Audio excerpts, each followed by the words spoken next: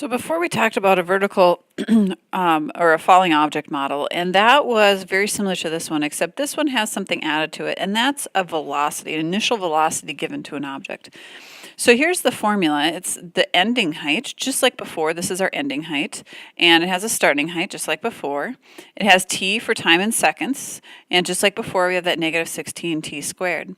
What we're adding in here is a vt, and this is our starting velocity. Imagine if you threw something down, it's going to hit the floor faster than if you just dropped it. Or if you jumped up in the air, you're going to hit the ground later than if you just went down. And you have to account for that. If something's going up, if you're throwing something up in the air, let's say you throw a football up in the air or a baseball or something, it's going to have a positive initial velocity. But if you take something and you throw it down at the ground and you're throwing it downwards, it's going to have a negative velocity. Okay, so let's just look at an example here. Remember our apple tree, and we've got the apple hanging up in the tree. Well, you've got an angry blue squirrel up there. The angry blue squirrel is going to grab that apple and it's going to throw it down on the ground at you. Okay, so your question is, how long do you have? Well, let's start with, we have an initial velocity, or sorry, an ending height. Let's start with the ending height. It's going to hit the ground, so we're looking at 0. We've got negative 16t squared. Now, let's say the initial velocity, let's say it threw it down at, I don't even know what's appropriate. Let's go with 10 meters per second. So then that's going to be a minus 10t. Okay, because they threw it down, it's going to be a negative 10t.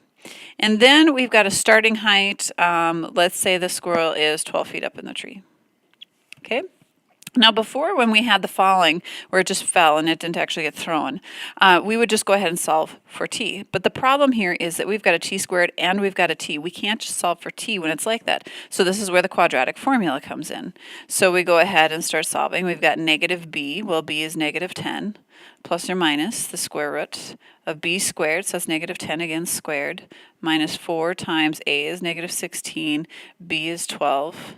All over 2 times a is negative 16. And then we go through the work of figuring out what this is. And in the end, we're going to plug it into a calculator and get the actual answer, because it wouldn't make any sense to tell someone that it, hits the ground in 1 plus or minus the square root of, whatever. We won't want to give someone an answer because that doesn't really mean much. So instead, we're going to plug it into a calculator and figure out what the square root of that number is, which is a pretty big number. Okay, and then we just keep on going.